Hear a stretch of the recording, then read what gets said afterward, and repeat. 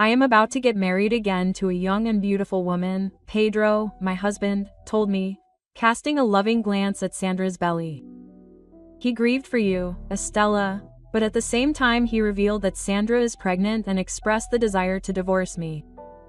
He seemed intoxicated by his own words and my mother-in-law agreed, stating that it would be the best for everyone, since I am older than Pedro. My mother-in-law explained that she was always busy with work and did not pay attention to Pedro. On the other hand, Sandra is young and obedient, which will result in a grandchild soon. With an unpleasant smile, my mother-in-law, turning to me, spitefully expressed the idea that I should get a divorce as soon as possible and disappear from their lives altogether, and my father-in-law nodded his head. Faced with this ridiculous farce, I sighed, considering that perhaps it was time to reveal the whole truth.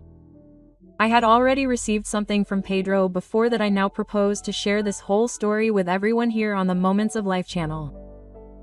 Hello everyone, welcome to our channel. I also invite you all to subscribe here on the channel. If you like our content, support the channel and together we will follow this exciting story until the end.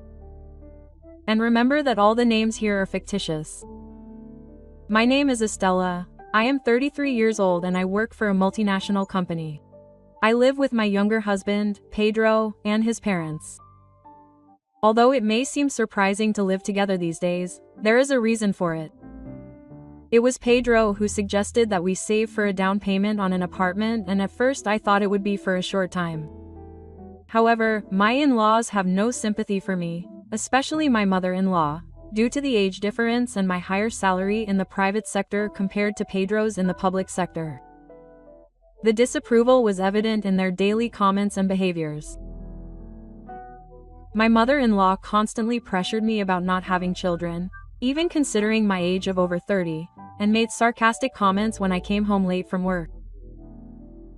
In a past incident, during a bad fight at night, Pedro, while drunk, said to me, "I don't want to be with you anymore. Use this and let's get it over with." Quote. He suggested that I should use my unhappiness to my advantage. Although he forgot about it the next day, I still save it for a time when I can no longer bear such incidents. In the meantime, my stress is gradually increasing. At one crucial moment, I had to go on a month-long business trip to a distant branch. Upon returning, I immediately realized that something was wrong.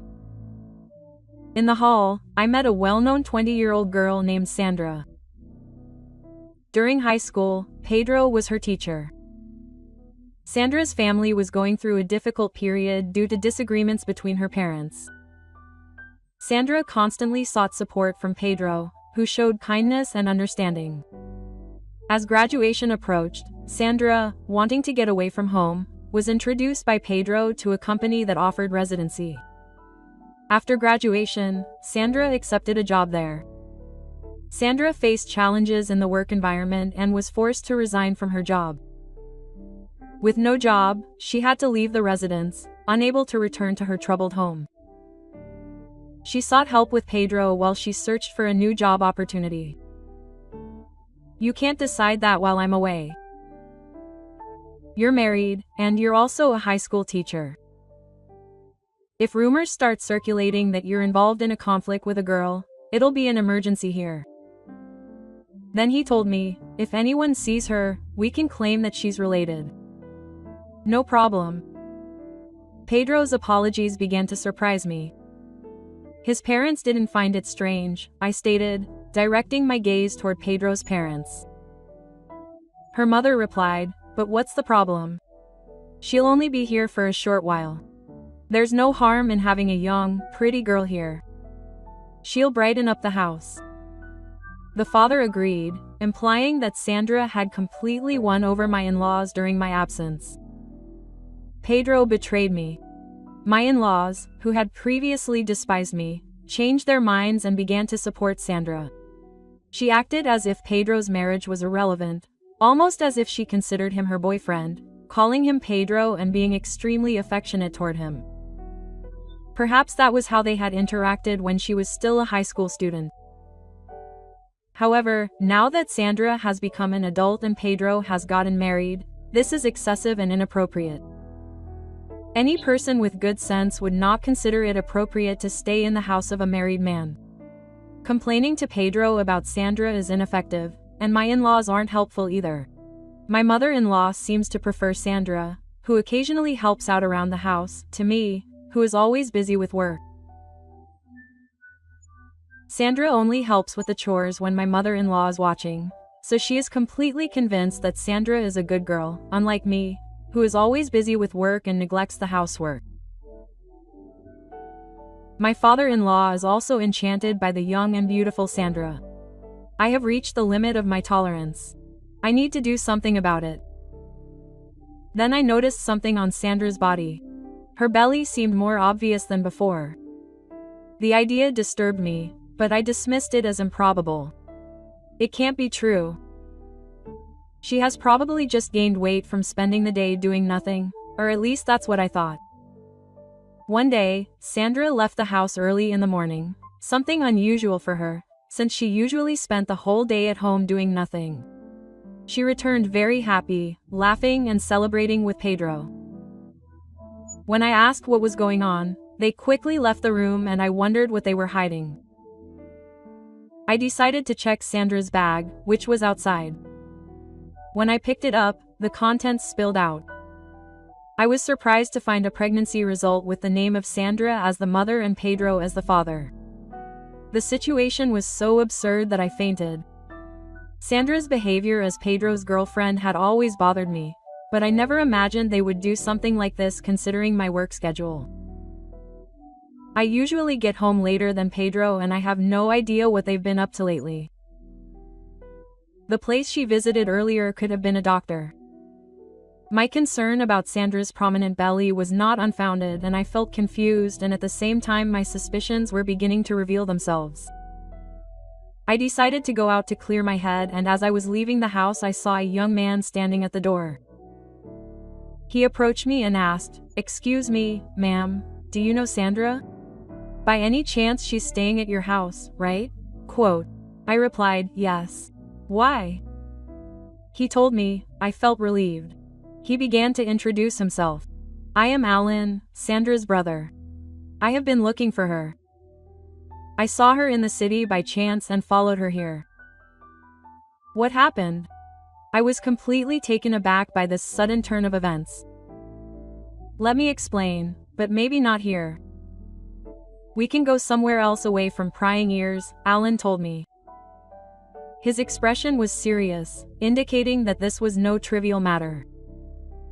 We went to a nearby coffee shop where we sat at a table away from prying ears. After ordering 2 coffees, Alan began to tell a surprising story. Sometime later, during a day off, I was organizing my things.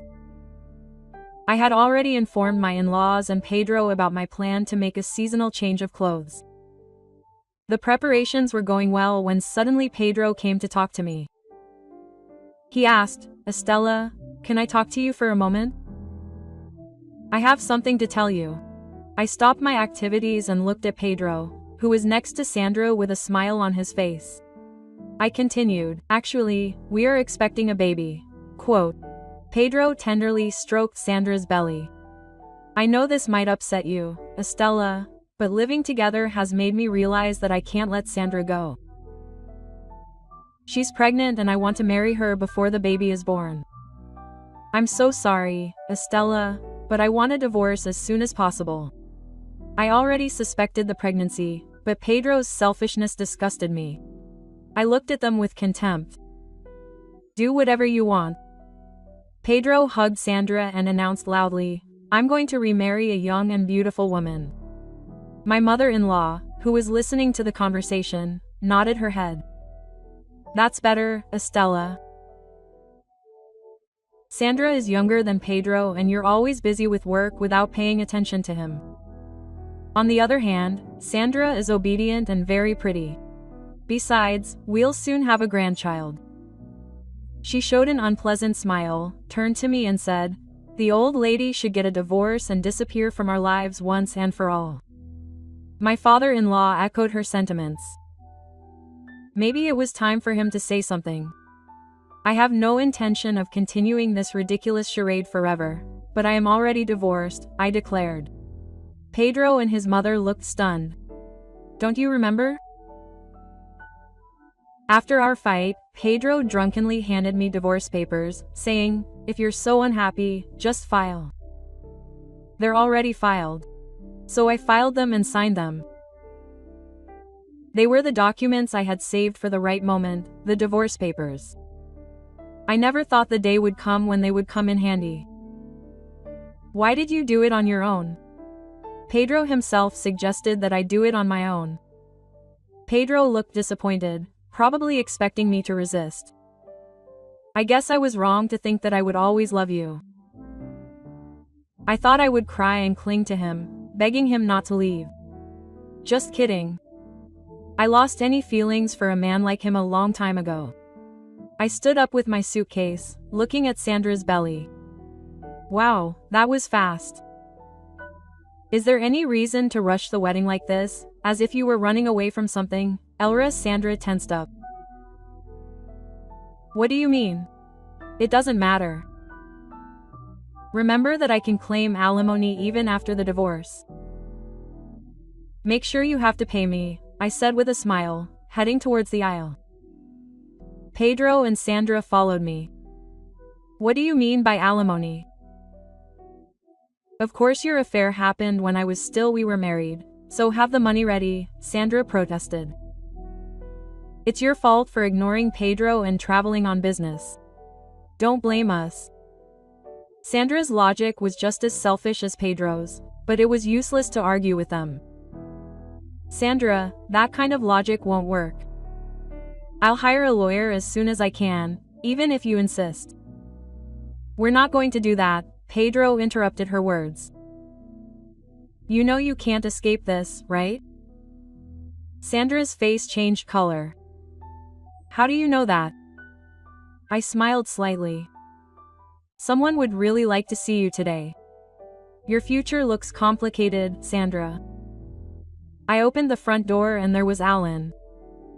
Alan, what are you doing here? I'm looking for you, Alan said. The truth that Alan had told me was shocking. Sandra's family was not dysfunctional. She had caused trouble since she was a teenager, getting involved with many boys, stealing her friends' boyfriends, cheating and getting into so much trouble that she was even arrested by the police for dating several men. Pedro, hearing all these words, began to pale and to completely regret it. She turned to Sandra and said, "This is excessive and all your confusions with other men. Why should I bear the consequences of this?" My mother-in-law, who used to appreciate Sandra, now seemed discouraged. Look, Sandra is young and inexperienced, she said, although she was older. Estella is more trustworthy. She completely changed her previous stance. I wanted to scream at the hypocrisy, but she told me, maybe we should leave the conversation about remarriage for another time. I am confused and the baby is crying. Sandra sighed. You did this to yourself, Sandra. Return our pensions and I will claim mine too. You may have taken it as a joke, but now you will understand how serious it is to destroy a family. Learn from this and reflect, I said firmly. Sandra fell silent, sweating and visibly affected. Suddenly she grabbed her stomach and doubled over in pain. At first I thought she was faking it, but I realized that she was really in pain. Something could have happened to the baby. We quickly called an ambulance that took Sandra to the emergency room.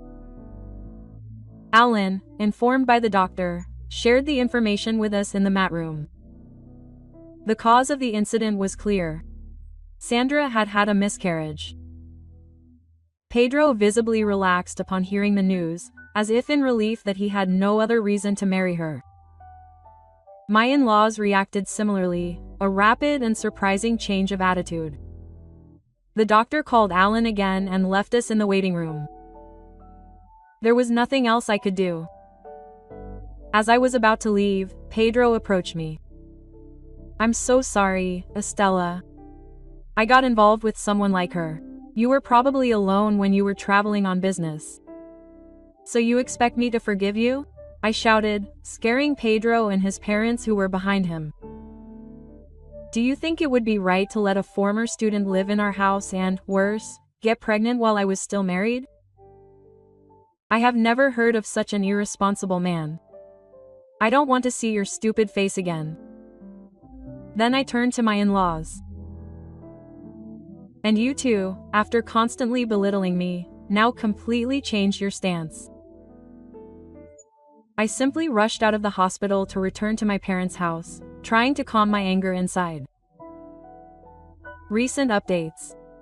I later learned that Alan took Sandra to his family's home after she was discharged. Her parents were furious, dealing with the stress caused by Sandra over the years. As Alan had mentioned earlier, Sandra's fate had already been decided. She would work at a small, isolated hotel on a remote island, owned by a relative. This would prevent her from disappearing under the watchful eyes of her relatives again. Her salary would be strictly managed to pay off her numerous alimony debts, making it difficult for her to escape. Sandra would have to work there until all her debts were paid off. As for Pedro, his situation became chaotic. Rumors of a married high school teacher bringing home a young student spread. The parents looked down on him and the school received countless complaints. Amidst constant criticism and backlash on social media, Pedro's mental health inevitably deteriorated. He resigned after being rejected by the community and left unemployed under the care of his parents. Although it was unfortunate, I couldn't muster any sympathy. I am now abroad managing a new project for my company. My days are hectic and I barely remember getting married. I will probably never see those meaningless people again. I feel completely liberated now and just want to enjoy my freedom while still smiling every day. Tell me in the comments what you would do if you were in my shoes. I know it seems crazy to accept a woman into my home after returning from a trip, but I needed to make sure I got out of this situation with all the evidence against both of us. I would love to hear your opinion. I also invite you to subscribe here on the channel, and if you like our content, support the channel. That way we will see each other in the next Moments of Life stories.